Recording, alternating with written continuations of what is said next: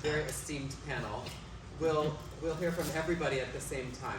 So just thinking about like what you've seen this past hour or so, if you were going to harvest all of that and let out a sound on the count of 3, which is what I'm about to ask you to do. So maybe just think, what might that sound be? Whatever that energy is that you're feeling inside your body. And let's hear it all together. 1, 2, 3.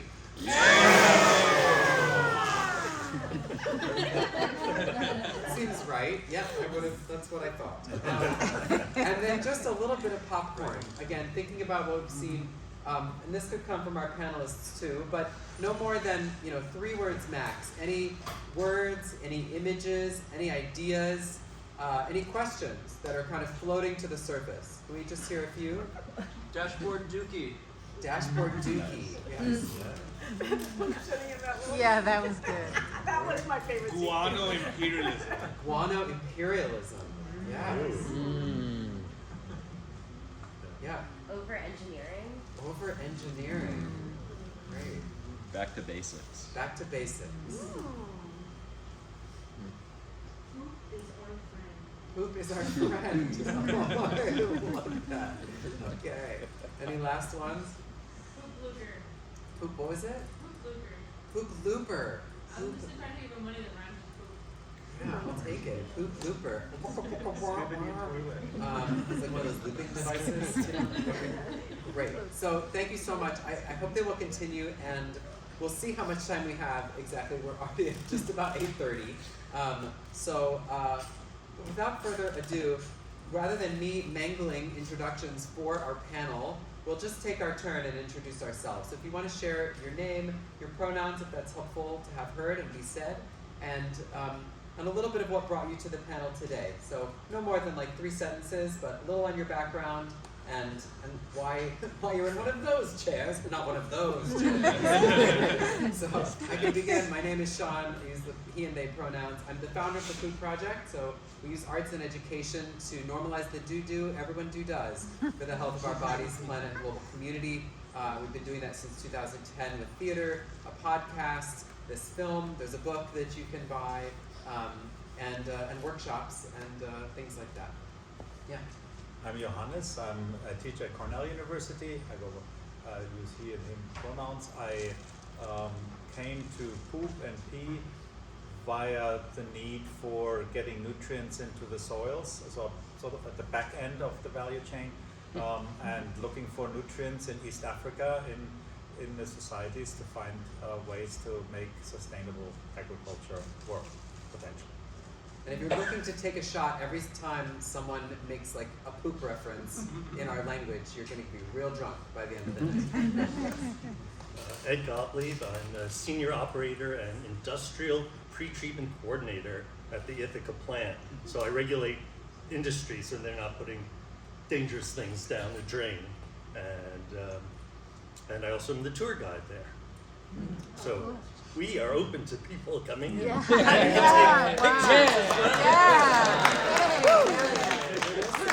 The Ithaca Area Wastewater Treatment Facility has one of the most robust online educational platforms. You can get an entire tour, which I did, all from Ed, without leaving the comfort of your home on the computer. And a full write-up on everything that happens is on their website. Rebecca Nelson also go to school at Cornell on the plant side. A fan of everybody on the front of this row, and many of you, if I know you. Soil Factory faithful pea person. I would identify as a pea person. Pea and she. But you know, I care what the dichotomy and how to deal with it. I'm Lucinda. I'm a postdoc associate in the soil and crop science department. I actually am trained as an environmental engineer, so I did a lot of work with drinking water treatment, and then saw the whole water cycle and thinking about wastewater getting into our drinking water and the mixture of that treatment necessary for public health, and then got into wastewater treatment and how we design those systems, and then realizing how much work could be done in that area to bring some of the nutrients back to soil for a more circular approach for managing these nutrients. My name is Stacey Langwick. anthropologist and I teach at Cornell. And I work in East Africa, and I'm really interested in the ways that we think healing of the planet and the body together, and how different forms of healing sort of make that link more accessible than we tend to make it here in the United States. I'm Krisztina Mosdossy. I'm also a postdoc at Cornell, working with these lovely folks, and I came to the world of peecycling and looking at our excreta as a resource rather than a waste through my own experience traveling around the world on small-scale alternative farms where people were trying out different ways of capturing their own excreta, and my own experience with that led me to reconnect with the earth in a positive way. I'm also a soil ecologist, so my role here is looking at the lovely critters that exist in when we compost with urine, essentially. So I think the film gives us a little bit of a base from which to start, but I'm curious, what is not, like, either let's expand together now on things that we've seen referenced, but that maybe we know a little bit more about, or also, and I'm gonna look maybe to you first, Ed, to talk to us about how what we saw in the film, outside of being able to access Ithaca's treatment facility, tell us a little, for those of us who probably still have a flush toilet at home, what does happen if we followed our flush to your treatment plant here? Okay. The collection system is like little pipes going into bigger, they describe that, and the trunk line, very apropos of the analogy, comes into our plant, it's 4-foot diameter, and we get in about 6.5 million gallons a day. And it's over 99.5% water. It's just less than half of 1% solid material. And all of the many millions of dollars spent on building that plant and maintaining it and upgrading it, it's to remove that tiny percent. And of that tiny percent, there's really only a very smaller, much smaller fraction that is really of concern to us. Our purpose is to prevent the spread of human pathogens. That's why wastewater plants exist. And where do they come from? They only come from the toilet, not from showers, not from dishwashers. So if that toilet water was separated out, say everybody had composting toilets, we could treat all that remaining water much more inexpensively to the point where it could be reused or recharge aquifers. So, Which is not to say that everything that goes down our sinks or showers is something we'd want to be drinking later. no, it's just a lot easier to remove it and clean it than once you add the poop in, we're doing everything we can to get those bacteria out again. Yeah, and so in Ithaca, do you deal with combined sewer overflows? No, like we you do said? not have combined sewers, luckily. Right, which means that Separate storm sewers from sanitary. And obviously that's better, but can you imagine ripping up every street in Manhattan to put in a whole new set of pipes? It's never gonna happen. They just pay a fine for those overflows. which is completely true. I remember being at DEP years back where they were like, well, we have aspirations to be in line with the EPA's Clean Water Act. And I was like, what? What do you mean like it's a law? How do you have aspirations? But they just pay like $1 million in fines every day. At the time they did. Did you have a question? Yeah, I have a question. Yeah. Which is that, so for the first time in my life, I have a septic system, and I get that pumped out every once in a while, and I have no idea where that goes. Does that go to your wastewater? Yes, treatment we take septage from many different companies, have haulers, and they bring it in and get charged a fee. And it's the strength of the organic matter in a septic tank is kind of on the edge of whether we treat it like all the other sewage, put it in our influent building, or put it directly into the anaerobic treatment system, which makes biogas. So we are putting it in to make biogas, which we burn as a fuel. And we're making about 50% of our own power needs, electricity and heat, from the biogas we make.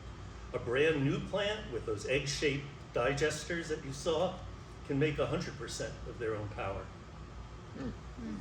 Although my understanding is that particular plant, at least the last I did the research, it does make enough gas to power like 12,000 homes, but it's not covering its own energy costs. It's still one of the top 3 energy consumers in the city. It's, most cities, it's the biggest energy consumer for the municipality. So again, part of what's so fascinating, right, is like all that water, how much of it is pathogenic, how much of it is contaminated with other things. So I feel like this starts to get us, and we can come back, because there's a whole lot more that happens at the treatment plant, and politics around nutrients getting into the water, things like that. But I think part of where we come with some of our Cornell activities here is in what you mentioned. If we can keep the pee and the poo out of the water to begin with, you reduce a lot of that Rube Goldberg that's going on. So why don't we start with the pee? Looking at Rebecca and Krisztina, do you want to talk to us about what's happening with our pee potentially here on campus? Go ahead. Sure. On campus specifically? Well, in general, like why pee? Expand on what we saw, and also how, what's actually going on, the work that you all are doing. Sure. So, I'll start, and then I'm sure Rebecca will chime in. So we try to avoid this problem that Ed was talking about by collecting pee in containers. So one of the ways we do that is in this toilet that's just outside. It's a very beautiful toilet. Another way we do that are kind of similar setups, but inside existing bathrooms on campus as like an extra stall. Rebecca has put up like a beautiful African piece of cloth that is kind of like a door, but it's not actually a door, it's just a curtain. And it fits perfectly in a space that is the same size as the rest of the stalls. And it's a very lovely experience. And we use, it's just a frame on 4 legs, looks like a toilet, but it has a funnel underneath it that goes into a container. And Rebecca harvests that pee and carries it, for the most part, to larger IBC totes, so they're like cubic meter volume, that are at another building where we store it, not for many reasons other than because we can't use it directly for, we mainly use it for our experiments, so we store it so that we can use it at the right time for our experiments, but not necessarily for any other reason. Because we do use, you noticed Rich Earth in the film. They also have a company called Wastewater Tools. We use their pasteurizer to pasteurize the urine so that we can essentially just follow the rules and make sure that we are in good standing with Cornell, even though urine is pretty sterile. And most of the pee is really coming from me and Rebecca, let's be honest. Very pure, very We're pure. experts, though. We're experts. It's pretty safe. Anything else? Or Is do you there more wanna- that you want to add? Well, just that we are using it in experiments and we find it's a perfectly good fertilizer, and we can dump it on pretty, rough looking organic matter, crunched up corn stalks and whatnot, and grow crops with just feeding the crops with pea. Is this process scalable? Like, I'm imagining how much pee is produced every day by all humans. Like, if there was going to be pee collection, what would that scalability look like? Yeah. Well, okay, so you heard Johannes and then Stacey, but also I am also fundamentally more interested in the African scenario, or the 40% of humanity that lives in informal settlements where they don't have sewers and are not bedeviled by this constraint that is really hard for us to get our head around. How could we ever defeat that? They've defeated that in the place where my main collaboration occurs, and so we are now confronted with permission to collect from 1,200 toilets. So that's 600 collections a day, servicing 1,200. So I'm like, we're sitting around losing about a hole. What are we, really contending with that? How can we? And it's not like there's a single thing you can do. You can use it directly, very locally as a fertilizer. You can compost organic matter such as your corn stalks and whatnot. They're unfortunately a little bit distant from where the people mostly are.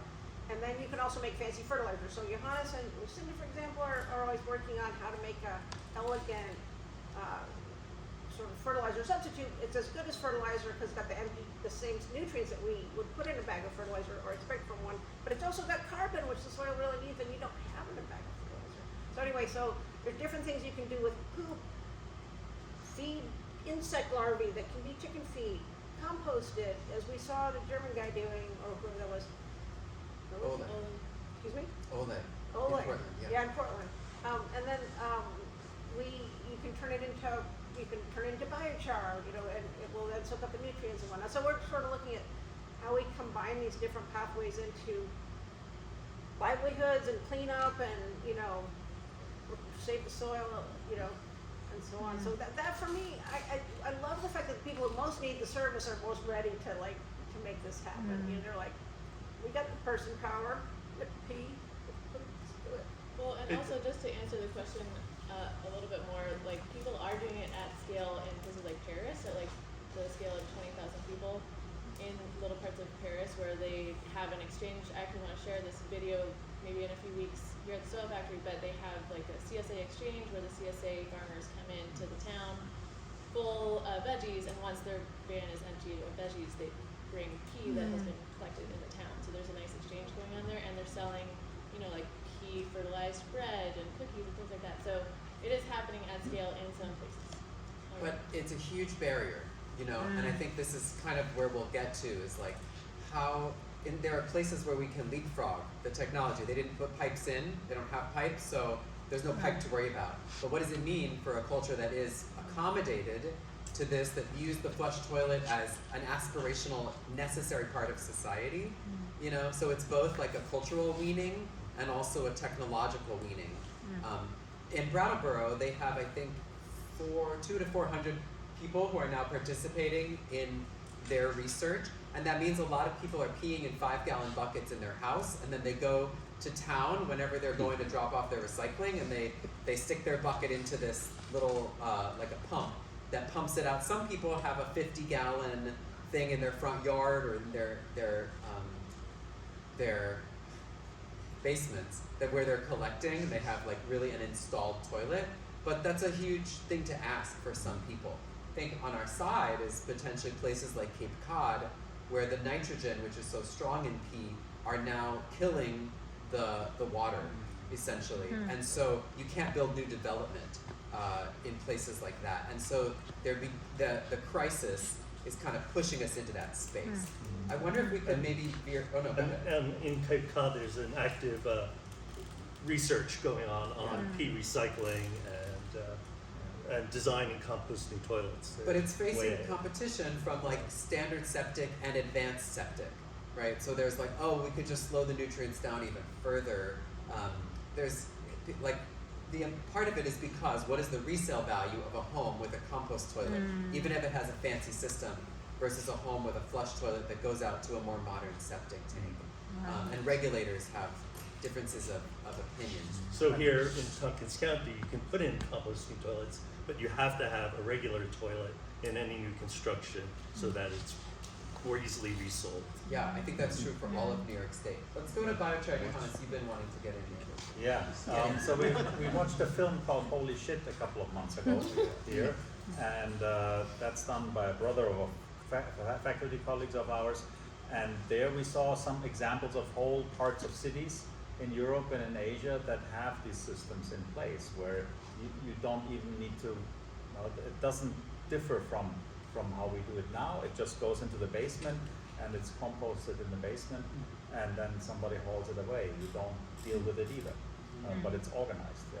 So there are examples around that one can point to. And even in the States, there are the Solaris building in Battery Park in Manhattan is a self-enclosed wastewater treatment plant. Giant Stadium in San Francisco is also a self-enclosed water treatment plant. So they're doing more advanced treatment, but no one in San Francisco needs to know, and it doesn't affect what's happening through the rest of the country or the city. So I wonder if you would talk to us a little bit. We heard from the pea people. Let's get it from the poo-poo folk. What are you all doing with all that phosphorus-rich feces?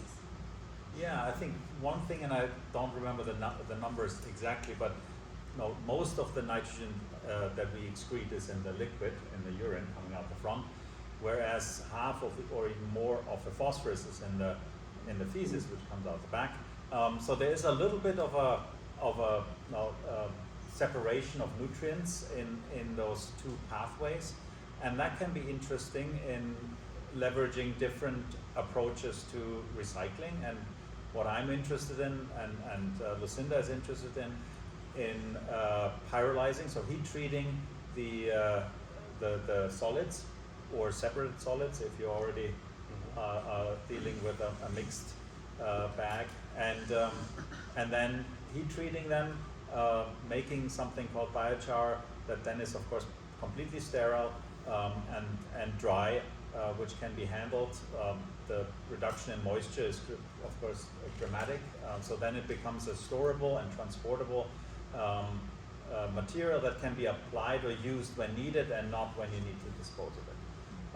And sort of the next stage that Lucinda can talk more eloquently about is then trying to find ways to use that solid material as an absorber for the nutrients in the liquid material, and that's what Rebecca talked about, sort of trying to come away with ways how we can fish out the nutrients from both the liquid and the solid phase, and having then different buckets for different nutrients. And that seems also important because actually the nutrient stoichiometry that is in any of these manures, human manure, animal manures, composts, no plant needs those.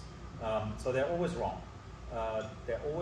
So you're always faced with either under-applying a nutrient or over-applying a nutrient, or using chemical fertilizers again.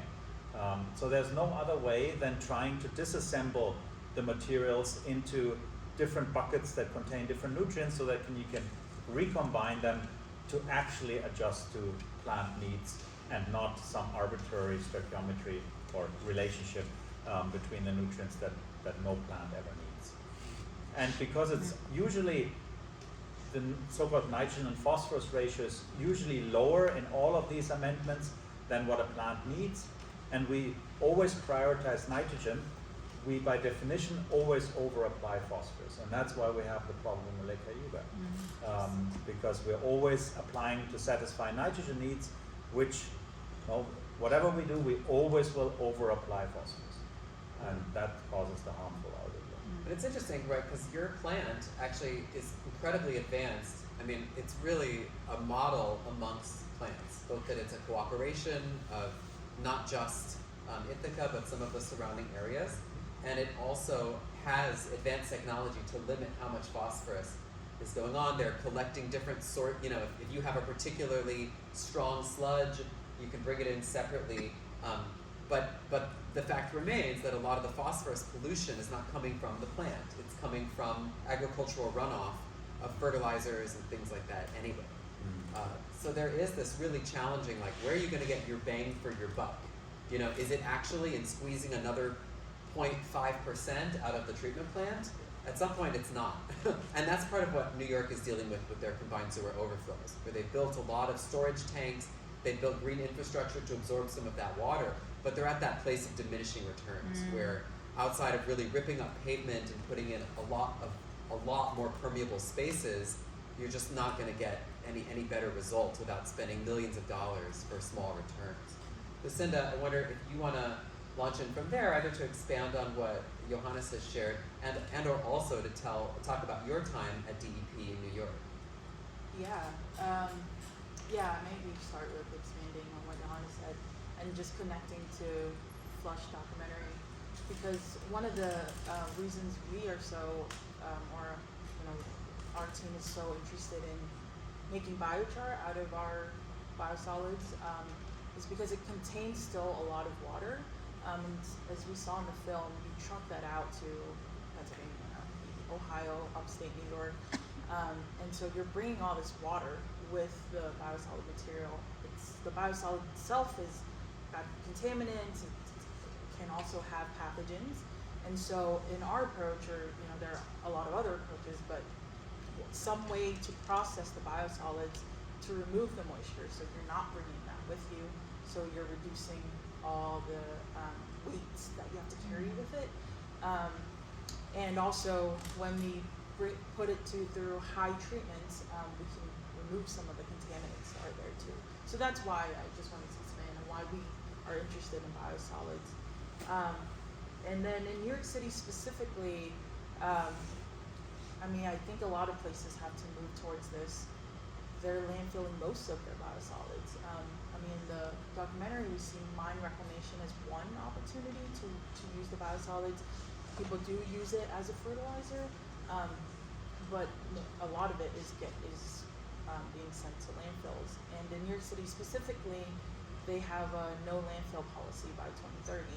And there's a question of how do we get from landfilling most of our biosolids in New York City to not landfilling any of it, and what's the role of pyrolyzing and converting that material into something like biochar, which again has lower contaminants, no moisture, can be sent further away if you wanted to use it or apply it. Yeah, and then the other thing is, Ed, you probably could talk more about phosphorus removal in Ithaca, but in New York City they are mostly concerned with nitrogen removal because in the nearby waterways, nitrogen contamination is what can cause these algal blooms that Shawn mentioned. So they're spending a lot of money not just improving their infrastructure, but there is a maintenance cost also. You have to add a lot of chemicals to remove the nitrogen. And so they're spending a lot of money, a lot of resources to pull out all these resources that, we could see it as waste in one perspective, but then if we're thinking about nutrients and applying to soil, it's really a resource.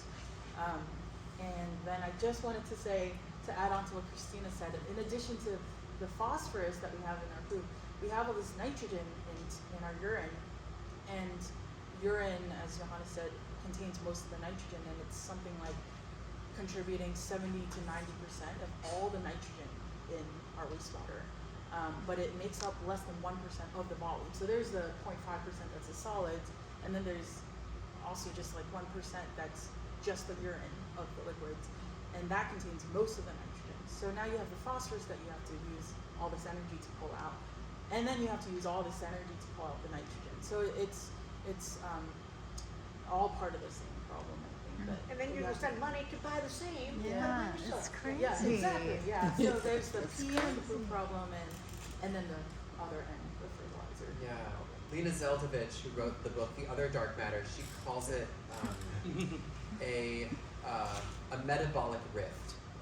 It's a Marx reference, actually, Yeah. right? That and I know we think a lot about bionutrient economies. So we're having a drought over here, we have a flood over here, and they're not connected somehow. Right. It's also interesting, right? You think about why is New York's wastewater treatment so different? Why are they so nitrogen rich? Well, they don't have any agricultural runoff in New York City, right? They're not fertilizing any ground, hardly at all. I think it's also worth saying some biosolids are still put onto land. DC has a really advanced wastewater treatment plant called Blue Plains. It's one of the most advanced in the world, and they are able to get their biosolids to a pretty high class. That said, they're still, some of it they're able to sell, some of it they're like, please take this, please, we can't store it. Bloom is a company out of Seattle that does it from their wastewater treatment, and Milorganite in Milwaukee, standing for Milwaukee Organic Nitrogen, is the oldest treatment plant to do that, and I think they started doing it in 1937. But on the other side of the scale, places like Maine have now outlawed all land application because they're concerned particularly about PFAS and other contaminants of emerging concern. So wastewater treatment facilities are at this really challenging place where they produce this substance that could be really valuable, but it might be somewhat contaminated, but we don't actually know how bad those contaminants are, and they also didn't create any of the contaminants, right? They're just there to deal with whatever gets put down the drain. It's not their fault that they're there, but the sort of blame gets put onto them, as opposed to upstream, which is and very we're very frustrating. concerned about lawsuits and not having a protection against them, even though we didn't create it. But in Canada, over half the biosolids are land applied, and just of interest, I think New York City for quite a while was using trains to bring our biosolids to Colorado to put on farmland. Wow. Yeah. Wow. So it shows also that someone wants that stuff, or is willing to create a market for it in some way. Yeah. I have a question about pyrolysis. Is that biochar? Does that remove the PFAS? Is PFAS still a problem after it's been pyrolyzed? That's a good question. That's an ongoing query. There are publications that say at a certain temperature, even under pyrolysis, you're destroying most, below detection limits, the PFAS in the solids. And then there's the question how much goes into the gas stream and comes out in a condensed liquid. But so those are some of the questions, yeah. And I think But it is there's a potential pathway that thermal treatment of some kind will destroy PFAS. Yeah. there's some rock and hard place here also that like our water sources aren't unlimited. So how much can we keep flushing? Nitrogen we can pull from the air, but it's a carbon intensive process. Phosphorus is limited. The amount of phosphorus that we can pull out of the earth, it gets mined often in the Middle East and some places in the States. But some scientists, and I'm curious your thoughts or what the latest is, but I've heard we could reach peak phosphorus, as in like the most we'll ever take out by like 2050. And from there, it's kind of like what we can get will be harder and harder to get, more and more expensive to get. So again, it's like, well, do we want to apply it? Maybe not. Do we, like, what are our other choices and how long do we have to get there? Yeah. So I mean, peak phosphorus, that's similar to peak oil. You know, we're chasing it, right? It's always in front of us. Because when it's getting more scarce, somebody will find something somewhere and take it out. So peak phosphorus, we probably will only reach peak phosphorus when we all now die of something else. Similar to oil, we probably know climate change is much worse than at some point that we run out of oil. So probably the resource, we will always find something until something else is a lot worse. All the aquatic environments are shot. All this stuff, yeah. Start minding our butts. But the amounts are interesting because you mentioned now the amounts and where's what. So there's as much phosphorus in dairy manure in upstate New York as New York imports in phosphorus fertilizers. So that doesn't mean you could redistribute, but it shows you the order of magnitude that we are not paying attention to. And many countries, I think it's 60 countries in the world, flush down more NPK in their toilets or discard it somewhere else than they put agricultural fertilizer on their soils. So these are enormous amounts.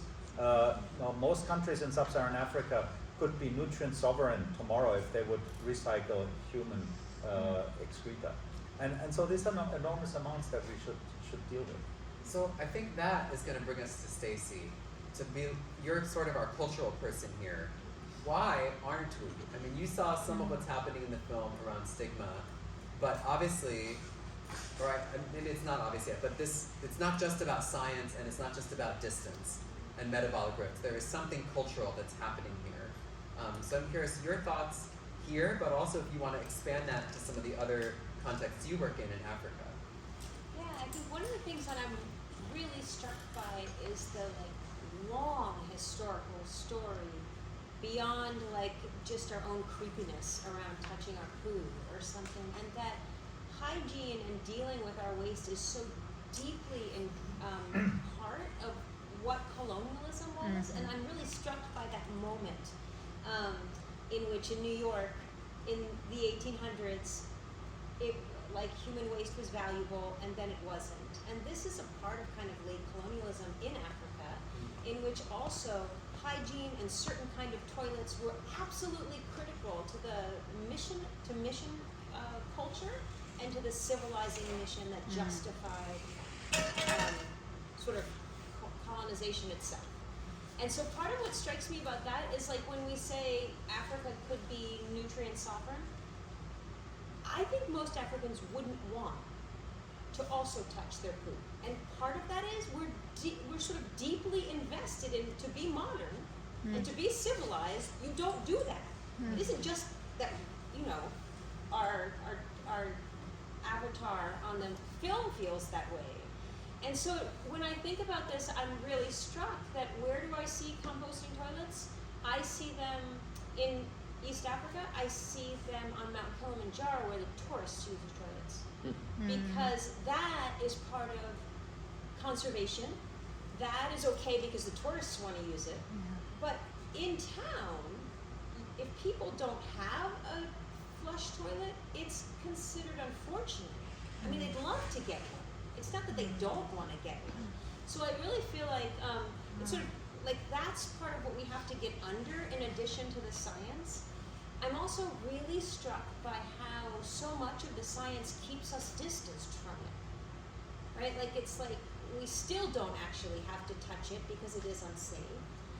And I'm curious, like, that so much of that distance seems to be invested in fossil fuels. So at the same time as we're talking about how we're going to use this as an ecological, a way into dealing with climate change and ecology, our solutions seem to involve more and more fossil fuels, unlike the soil factory where you just pee out there, right? It's so much of it's not local, especially when we're scalable, and I'm just really curious about that tension. So those are sort of two things that come up for me. One, historical, like how do we think about this very deep sort of cultural stigma that's invested in a civilizing mission that's still alive with us today? And how do we think about this as an ecological solution when it's tied to so much fossil fuel use? Can I respond? Yeah, so I find that very interesting. So one is now there's indeed so many historical stories from China, from Japan, that are so intriguing. How toilets were invented, how did they come about, what's the cultural context, and so on. And maybe that teaches us something about the African context that you were thinking about. And yeah, so could it be that so in a disposal context where it's something sanitation where we need to get rid of it, it's really hard to make it work. Also because of logistic issues, how do you get it to agriculture from there? Whereas in an agricultural rural context, there might be a very different entry point. And we visited in Burundi a female farmer who actually, she designed toilets, she franchises them, she builds them for fellow villagers, not because she's worried about sanitation, but because she needs the nutrients. And so this is one of the very few examples that I've seen where somebody installs a toilet to get the pee and the poo, and not installs a toilet to get rid of the crap and then worries about what can I do with the pee and the poo. So this end product incentivization I find very interesting. So maybe the entry point is not where the sanitation is needed, but where the nutrients are needed.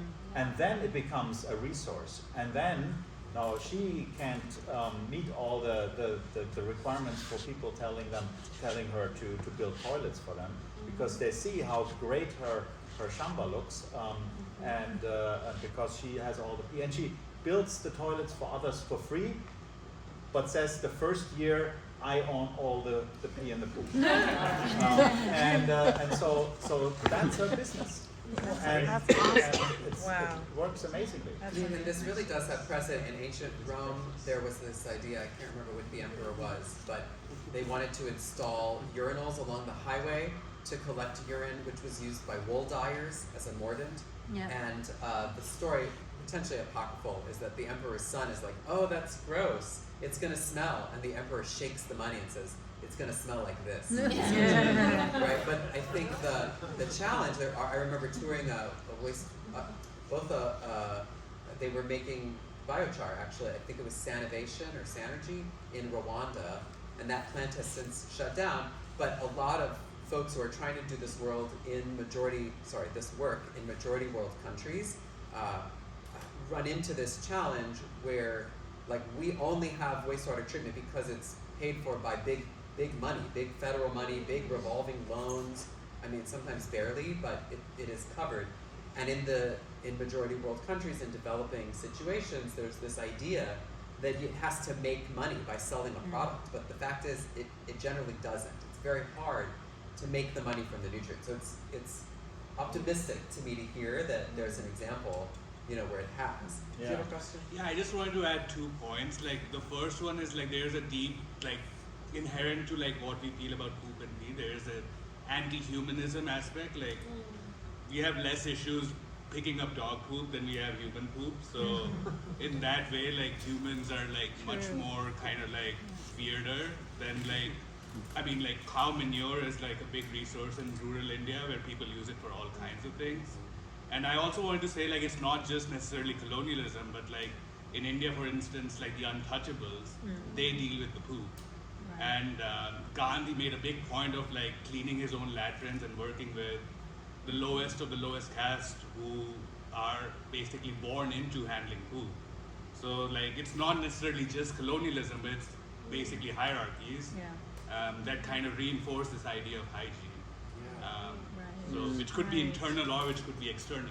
Right. There's the bacteriological contamination and there's the psychological contamination. And I think part of the civilizing response was like, oh wait, poop is causing cholera and all these other terrible diseases. Poop must be banished. It goes under the street, into the sewer. We want it far away. And sort of the psychological contamination got bound up with it. Yes. Right? So mentioning it became dirty. There's this way Roland Barthes says, shit when written doesn't smell. Right? But it still has this sort of contaminating quality. And it's like, how do we respect Jack Sen, who's the head of the World Toilet Organization, compares shit to fire in a metaphor I really like, that like, we have to respect fire. If it's left untended, it will burn your house down, right? But we also celebrate fire, and in the right condition, it'll cook your food. It'll keep you warm. So there's a nuance that is required to work with shit in a way that, like, respects that it is dangerous, and also respects that it is powerful. It is, in Greek culture, it was connected to the god Stercurius, or Stercucius, who was an offshoot of Saturn. And I always imagine these people like putting it on their fields and praying to the god of death for what they understand will bring life to their fields. Becca, do you have a thought? Well, I was just thinking about this, thou shalt not touch it. And I don't think we want people to deal with it. We're not advocating for like getting hands-on particularly, but I just want to point out that we are pretty hands-on when we have either a baby or an elder who's in diapers, and that's like a lot of people in many of our lives. And so I guess my point with that is to say, if you don't have to, you don't. But if you have to, you step through that wall of horror and taboo, and you deal with your dad. I have done it, and it's not that bad once the first moment is pretty horrifying.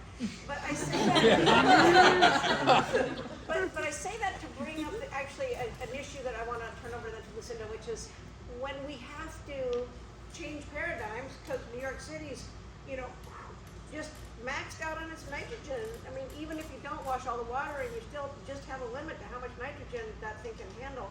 And so I thought it was really interesting when you were telling about a chapter of your dissertation where New York's up against the ropes on its nitrogen ability. And so I'm also really thinking nowadays, and have therefore been reading about how when climate change, it's not just those floods in the movie, so that was very clear, but sea level is rising in a gravity-fed system. It ain't going nowhere good. Predictably, it's going bad. And it's predictable where it's going to go bad, and yet storms add an element of unpredictability. But if we don't, look forward to that happening, I mean, if we don't have the ability to be that proactive, that our heads are just firmly inserted, I don't know where, but come on, we can predict that that's going to happen. So we have to be creative. And we can be creative when we have to be. You can wipe your dad's butt if you have to. You don't, just think about it one day and do it. But, when necessity calls. So maybe you can mention that, Lucinda. Like, what's the opportunity there, necessity? Yeah, well, I think in New York specifically, and also Paris, as Krisztina mentioned, in some like very dense areas where there's already sewers in place, one of the challenges is they're expecting population to grow, which means more P. More P means more nitrogen. More nitrogen getting into the wastewater treatment plant. In some cases are already handling at capacity or close to capacity, or they're going to expect it to reach capacity. So they need a way to divert their nitrogen from the wastewater treatment plant so that they can still maintain the current processes that they're doing without spending hundreds of millions of dollars, or even, mostly in that range, tens to hundreds of millions, expanding the infrastructure, upgrading it. And that's where peecycling can come in place. It would have to be in scalable forms, because a lot of these places are really densely populated places. But I also have been thinking about your points, Stacey. I feel like what we've been doing a lot of is thinking about different ways for sanitation. And I think there is this image of it has to be this flush toilet. Everyone thinks the ideal is a flush toilet and looks the same way, but with climate change issues or with different cultural contexts, if we can start thinking about diverse and creative ways of sanitation, maybe we dismantle some of this and that it's not this ideal image for sanitation, and it also gives opportunity for other cultural contexts to implement sanitation in their own ways that is culturally specific and that makes sense for them. Because I think I agree, I think there are people who want this flush toilet as an ideal, but I have also heard people have implemented flush toilets or pit latrines, but they don't get used because it's in contrast with their cultural values or what they're used That's the to. squatting versus sitting. Yeah, things like I that. also think pit latrines aren't necessarily composting toilets, right? Like, so, and so part of what ends up happening is your local officials will come in and there may be a way in which people are using pee and poop in other ways, right? And it could be within an agricultural setting, but they are fined for not having a pit latrine in which they bury it and actually don't use it. You bury it and when it's filled up, you build another one, several feet over. So it's not actually, I mean, I guess you could say it's sort of composted underneath there, but not in a very efficient, good way, right? It's just buried so it doesn't spread disease. Like that's the only But it part of could get So- into the water table. Right, and it That's could good. get in your, so, and that's what your development agency and your local officials insist on, so they're actually undermining, I think what you two are talking about potentially tapping into, but the local officials are not helping that cause. So it does feel like it's this bigger,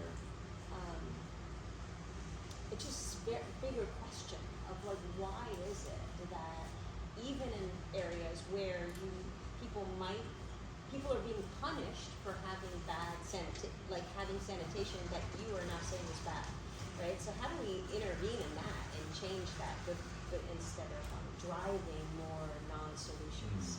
I mean, one approach was always to think about the most fantastic toilet in the world and make it so incredibly attractive that you don't want to go anywhere else but in this new toilet. Because the most desirable thing in the world, maybe it has some features, I don't know, it's sound effects or tactile stuff, I don't know, colors or, I don't know. But that was the design challenge.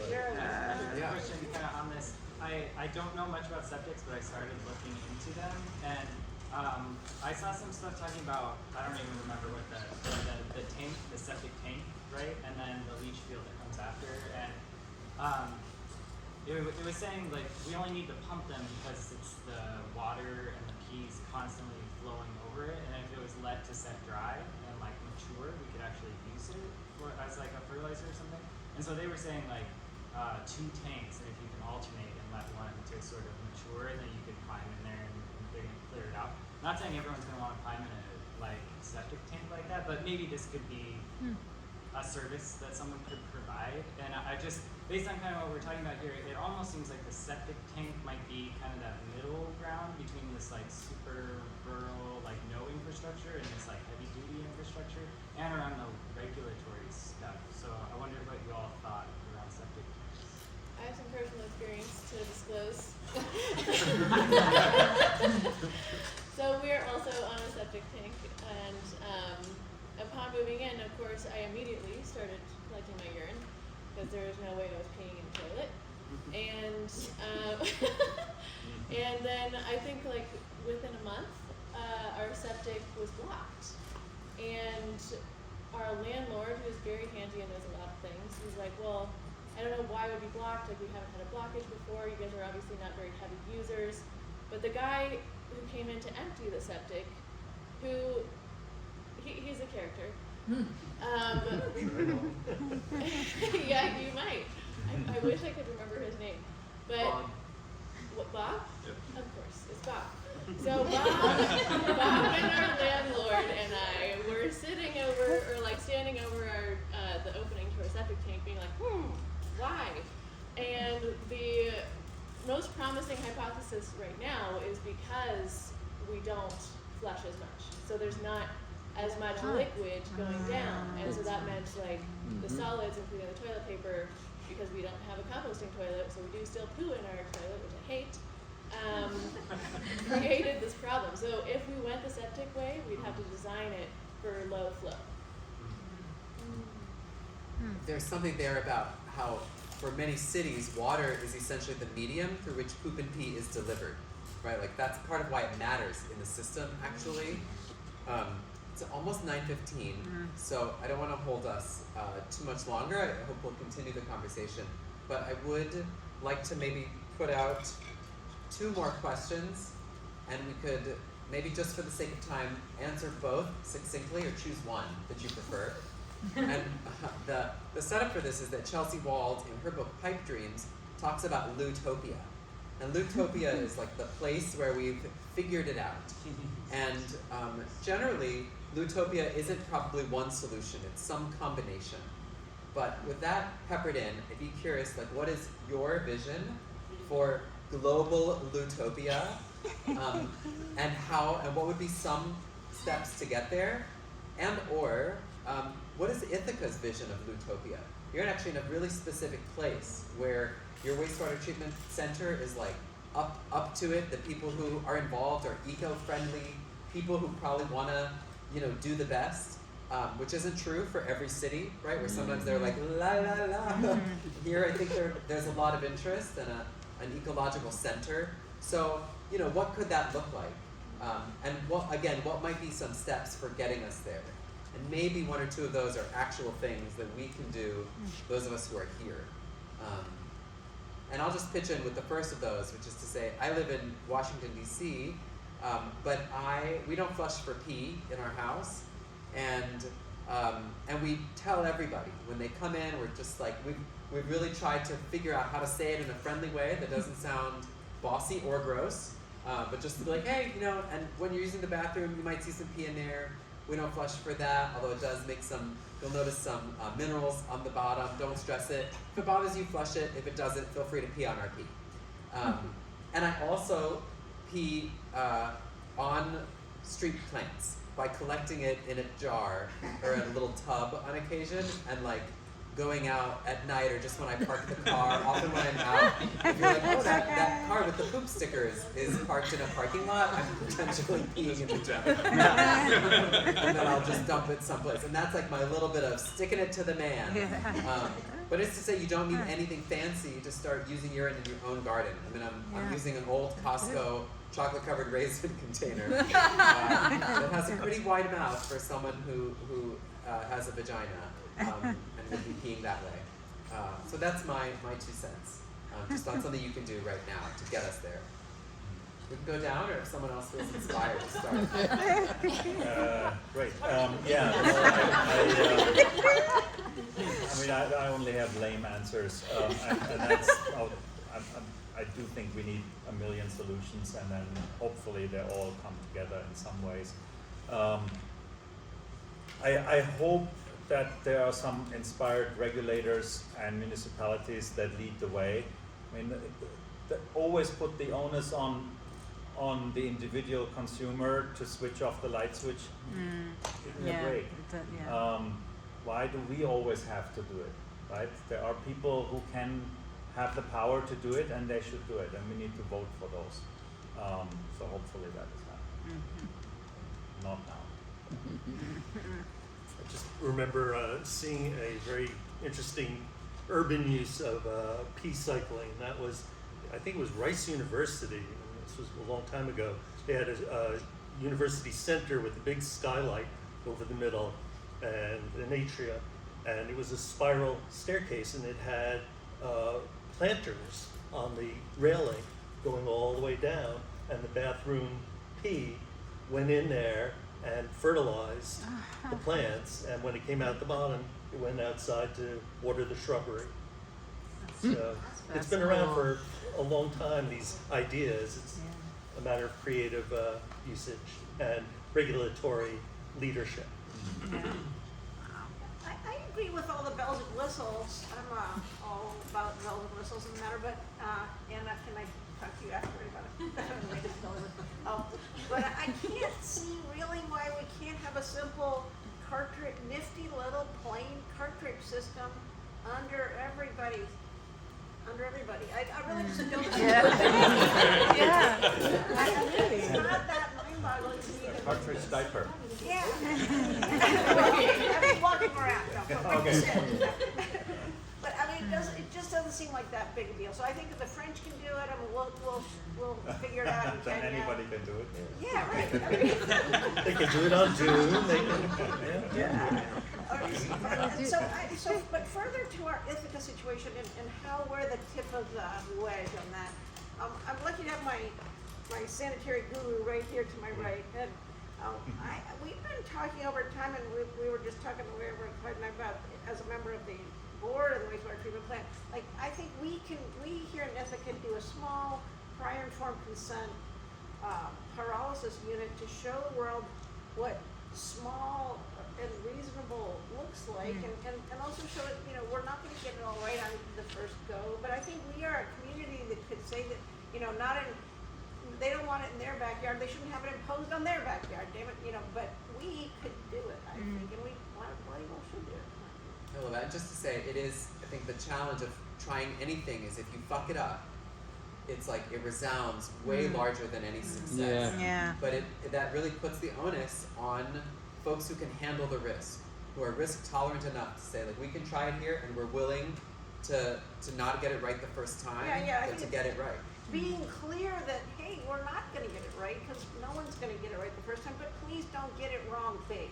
Let us do it wrong, And small, and we'll figure it out here, step by step, because that's how things happen. Yeah. Ithaca is a good place to fail small. Yeah, we're going to fail small.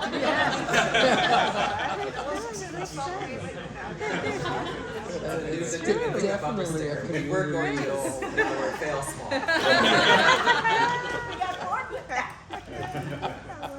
Thank you. Perfect. I think I would probably jump on what Shawn, you kind of said. I think it's a cultural thing. Yeah. We have to break down the taboo of why we don't talk about our PNP. And then be able to look at all the million different solutions that could be implemented.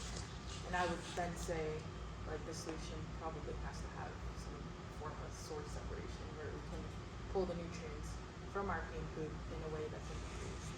But before we can even get there, I can't imagine really a scalable version. So I think we need more minds on it, and the only way we can do that is through more conversations.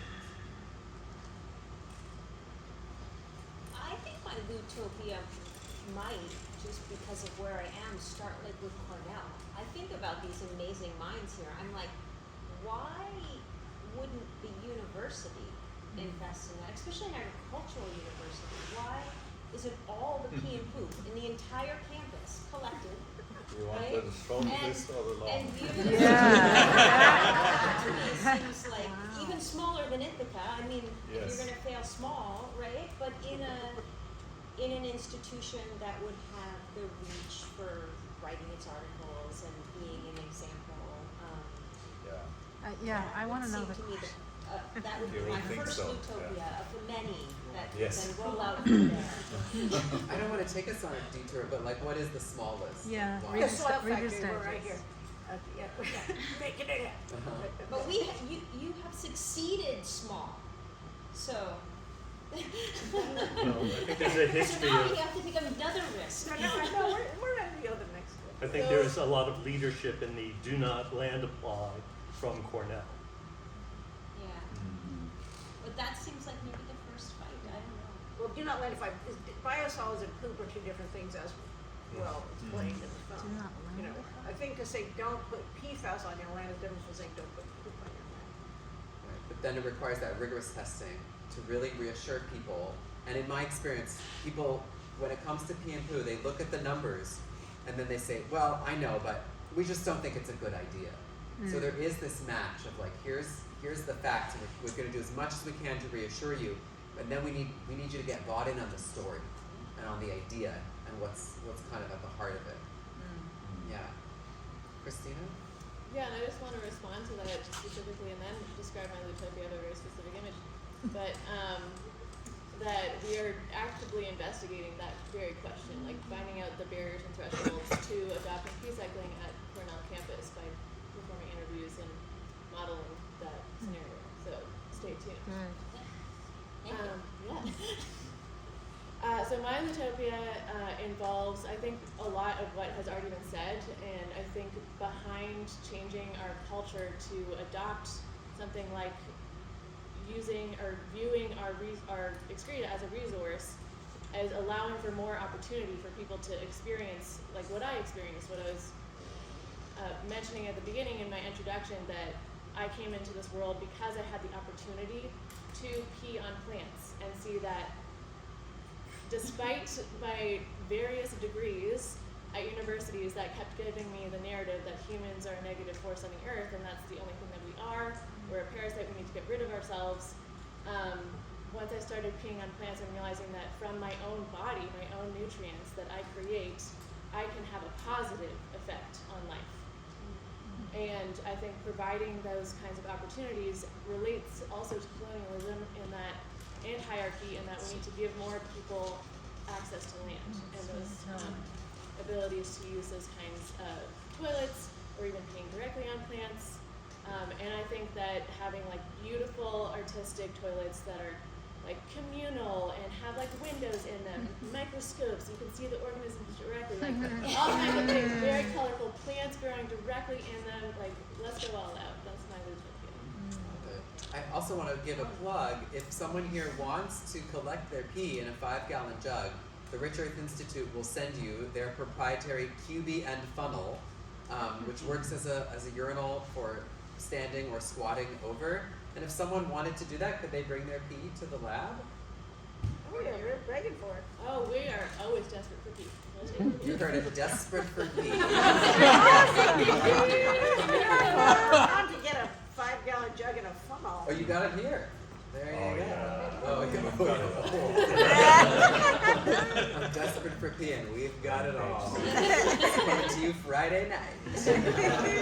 I'll just say one last thing to close us out, which is you may have your own visions of Lutopia, and I really hope you do. I hope this has inspired some of them. There's another show that I do, maybe we'll do it the next time I'm here, called Assume the Throne. And in there I have 3 little jars of poop that I like to show. They're just in the other house, I'm sorry I didn't bring them. But one is vermicompost, which is worm poop, right? Which we know as a garden supplement turns into beautiful flowers. The next is actually some Milorganite, Milwaukee's organic nitrogen, the poop that people flush down there that has been redeemed into this little pelletized fertilizer you can buy at the hardware store.